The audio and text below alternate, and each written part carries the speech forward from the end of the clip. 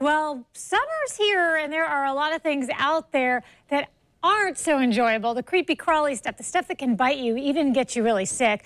And Dr. Emily Winograd is here from Florida's Poison Control Centers.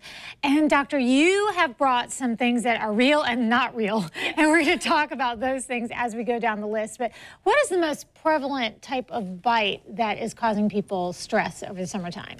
The biggest thing in Florida, mosquitoes. Yeah, obviously. So in the summer, we certainly see an uptick in mosquito bites, and so a lot of people are using more bug spray. But when this is used incorrectly, it can be toxic. So we have some tips to keep your family safe when you're using these products.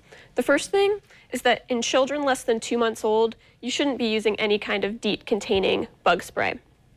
For children who are older than that, you want to be careful about applying the products directly to their face. You don't really want to put it on their hands either, because they're sticking their hands in their mouth and then can potentially ingest it. So something you can do is put the spray on the hands of an adult and then apply it to the child's face that way. And then a final tip for the bug spray, want to make sure you get it all washed off before the kids go back inside, because you don't want them sleeping with the spray still on their skin. Sure, yeah, because then it gets on the sheets, which could then get a... Sure, that makes really good sense. Now, as far as ingesting things like that, I do want to mention that when people call poison control, I'm not sure they know what they're going to be experiencing, and it's really just somebody who can give them advice and tell them what the next step would be, correct? Exactly. So the poison centers are available 24/7, 365 for free.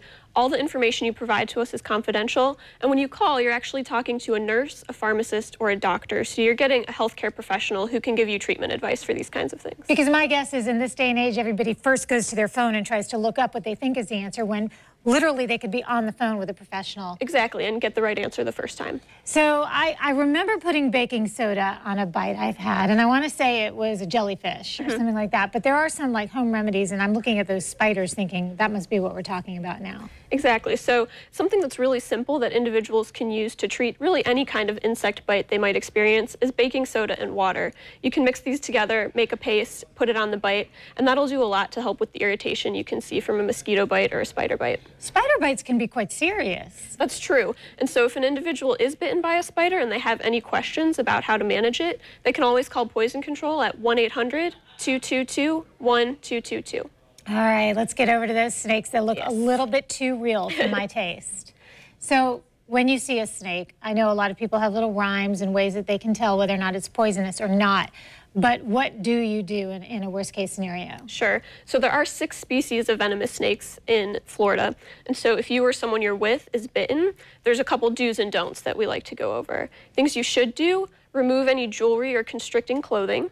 You want to basically keep the extremity still and elevate it to heart level, and then seek medical attention, especially if you're not sure whether or not the snake was venomous. Okay. Things you don't want to do: you don't want to feed the victim, and you don't want to try to suck out the venom, you don't want to cut it, you don't want to put ice on, you don't want to apply a tourniquet. Really, you just sort of want to leave it alone until you can get to the hospital. So for all of the movies we've seen where somebody's trying to do a tourniquet, if you don't know what you're doing, that's probably Just you said, leave it alone until you can get to some medical attention. Okay, and then what's in that spray bottle down there? So this is a spray bottle of vinegar. This is something we recommend people take to the beach with them for any potential jellyfish stings. Ah, okay.